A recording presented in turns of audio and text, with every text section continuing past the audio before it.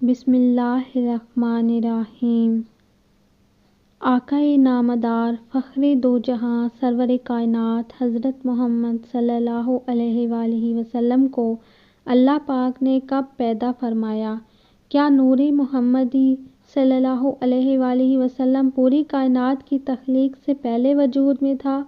کیا حضرت آدم علیہ السلام سے بھی پہلے حضرت محمد کو پیدا کیا گیا؟ کیا حضرت آدم کی طرح حضرت محمد کو بھی سجدہ کروایا گیا؟ حضرت محمد صلی اللہ علیہ وآلہ وسلم کو کون سی مٹی سے پیدا فرمایا گیا؟ ناظرین، یہ وہ سوالات ہیں جو کہ ہمارے ذہنوں میں اکثر گھومتے رہتے ہیں، لیکن ہم ان کے جوابات نہیں تلاش کر پاتے۔ آج کی ویڈیو میں انہی سوالات کے جوابات حدیث اور قرآن کی روشنی میں دیے جائیں گے۔ قرآن و حدیث کی تمام تشریحات اور تفسیرات چھاننے کے بعد اول تا آخر ہمیں یہ معلوم ہوتا ہے کہ پوری بزم کون و مقام میں محبوبیت اعلیٰ کے مقام پر ایک ہی ذات اور ایک ہی شخصیت فائز ہے، اور بے شک وہ نبی آخر الزمان تاجدار کائنات حضرت محمد صلی اللہ علیہ وآلہ وسلم کی مبارک ذات ہے۔ بھلا اس ذات سے بھی افضل کوئی ہو سکتا ہے کہ جس کے لیے اللہ پاک نے تمام مخلوقات کی تخلیق کی؟ امام آلوسی تفسیر روح المعانی میں حدیث قدسی بیان فرماتے ہیں کہ محبوب اگر آپ کو پیدا نہ کرتا تو کائنات ہست و بود کو بھی وجود میں نہ لاتا۔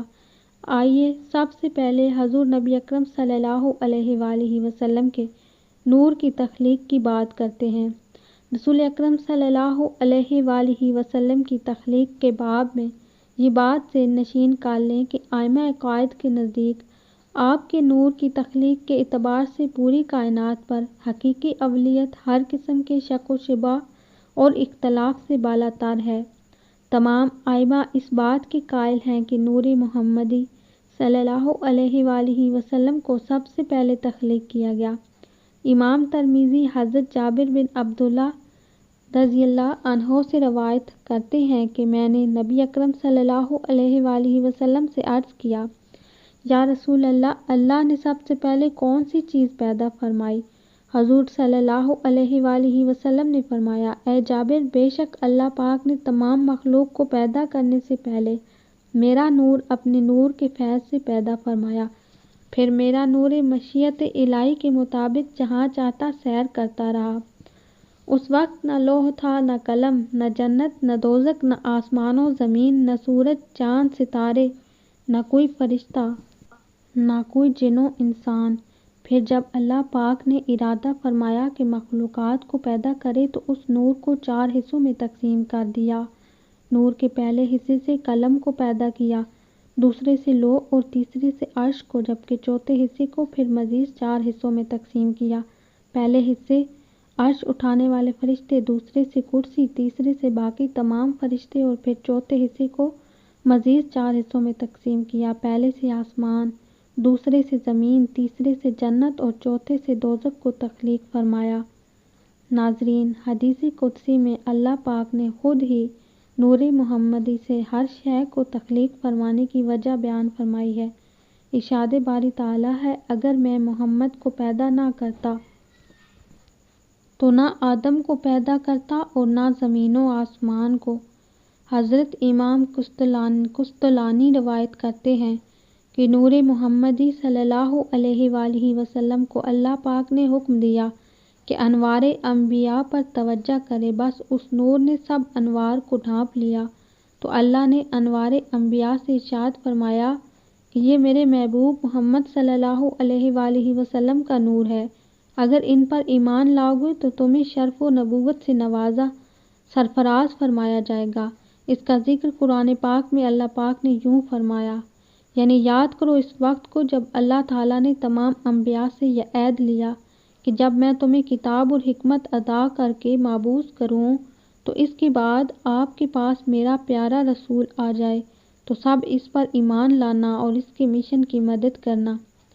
امام ترمذی حضرت ابو ہریرہ رضی اللہ عنہ سے روایت ہے کہ صحابہ نے پوچھا، یا رسول اللہ، آپ کو نبوت کب عطا فرمائی گئی؟ تو رسول اللہ صلی اللہ علیہ وآلہ وسلم نے فرمایا، اس وقت جب آدم علیہ السلام ابھی روح اور جسد کے درمیان میں تھے، یعنی ان کے تن میں ابھی جان بھی نہ آئی تھی۔ احکام ابن قسطان میں حضرت امام زین العابدین سے روایت ہے کہ انہوں نے اپنے والد حضرت امام حسین اور انہوں نے اپنے والد حضرت علی سے روایت نقل کی ہے کہ نبی کریم صلی اللہ علیہ وآلہ وسلم نے فرمایا، میں آدم علیہ السلام کے پیدا ہونے سے 14,000 برس پہلے اپنے پروردگار کے ہاں ایک نور تھا۔ صحیح مسلم میں ہے کہ حضور صلی اللہ علیہ وآلہ وسلم نے فرمایا کہ اللہ تعالیٰ نے آسمانوں اور زمین کی تخلیق سے 50,000 سال قبل، جس وقت اس کے اقتدار و سلطنت کا عرش عالم مادی میں فقط پانی پر تھا، نیچے صرف پانی تھا اور اوپر اسی کو معلوم ہے کیا تھا، اس وقت اللہ تعالیٰ نے جو کچھ الکتاب یعنی لوح میں محفوظ لکھا، اس میں ایک بات یہ تھی کہ محمد صلی اللہ علیہ وآلہ وسلم سب سے آخری نبی ہیں۔ اسے امام نبھانی نے انوار محمدیہ میں نقل کیا۔ واضح رہے کہ یہاں سال سے مراد ہمارے ماہ و سال نہیں، کیونکہ اس وقت سورج اور شب و روز وجود میں نہیں آئے تھے۔ اللہ تعالیٰ ہی بہتر جانتا ہے کہ اس مدت سے حقیقت میں کتنا زمانہ مراد ہے۔ قرآن مجید میں قیامت کے ایک دن کی مدت 50,000 سال بتائی گئی ہے۔ اگر یہ اعتبار سامنے رکھا جائے تو خدا جانے عرصے کی درازی کا عالم کیا ہوگا۔ یہ روایت دوسری طریق پر اس طرح آئی ہے کہ جب اللہ تعالیٰ نے حضرت آدم علیہ السلام کو پیدا فرمایا تو آپ کو نام کے ساتھ ابو محمد صلی اللہ علیہ وآلہ وسلم کی کنیت سے بلایا۔ آپ نے عرض کی، باری تعالیٰ میری یہ کنیت کیسے ہے؟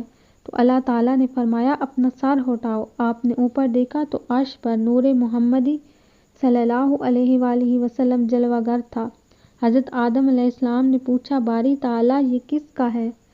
یہ نور کس کا ہے؟ اللہ تعالیٰ نے فرمایا، یہ محمد صلی اللہ علیہ وآلہ وسلم کا نور ہے، یہ تیری اولاد میں سے ہوں گے، ان کا نام آسمانوں میں احمد اور زمین پر محمد ہے۔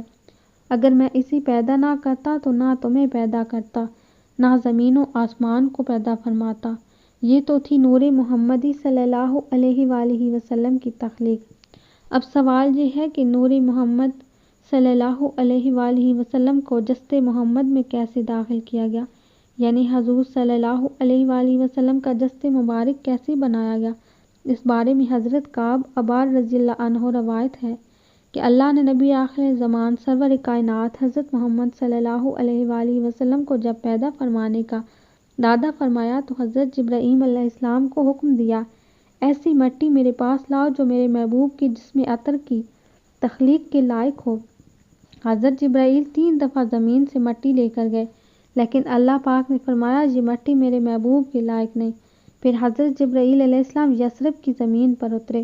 حضور نبی کریم صلی اللہ علیہ وآلہ وسلم سے روضہ مبارک والی جگہ سے سفید مٹی لے کر بارگاہ خداوندی میں حاضر ہوئے۔ امر خداوندی سے اس کو تسنیم کے پانی سے گوندا گیا، جنت کی نہروں میں دھویا گیا، اور پھر اللہ پاک نے نور نبوت کو جو کہ حضرت آدم کی تخلیق سے 14,000 سال پہلے اور زمین و آسمان کی تخلیق سے 50,000 سال پہلے پیدا فرمایا تھا، روضہ مبارک کی سفید مٹی میں رکھ کر اس کو لوح و قلم، عرش و کرسی، زمین و آسمان ہر جگہ پر پھرایا تاکہ ہر شے اللہ کے محبوب کے شرف و فضل کو پہچان لے۔ جس رات حضور نبی اکرم صلی اللہ علیہ وآلہ وسلم کا نور انور حضرت آمنہ کے بطن میں داخل ہوا تو وہ جمعہ کا دن تھا۔ اس رات کے دوزخ کو بند کر دیا گیا اور جنت کے دروازے کھول دیے گئے اور ٹھنڈی ہوائیں زمین پر چلا دی گئیں، اور ایک منادی نے پوری کائنات میں ندا دی، سب گواہ ہو جاؤ کہ چھپا ہوا نور اپنی والدہ کے بطن میں آ چکا ہے، جہاں اب اس کے جسد عنصری کی تکمیل ہوگی اور وہ لوگوں کے لیے رہبر و بشری بن کر دنیا میں تشریف لائے گا۔ روایت ہے کہ اسی دن سے قریش پر سے سخت قید کا خاتمہ بھی ہو گیا۔ ناظرین، سورج، چاند، ستارے، زمین و آسمان، جہاں تک کہ پوری کائنات نور نبی صلی اللہ علیہ وآلہ وسلم کی عطا ہے، اور ربیع الاول اہل محبت کا مہینہ ہے، اور اللہ پاک ہمارے اس مہینے کے فیض و برکات حاصل کرنے کی توفیق عطا فرمائے۔ اللہ تعالی ہمیں توفیق عطا فرمائے کہ ہم اہل ایمان، اہل محبت و عشق میں بن سکیں، اور ہمارا نام تاجدار کائنات صلی اللہ علیہ وآلہ وسلم کے عاشقوں میں لکھا جائے۔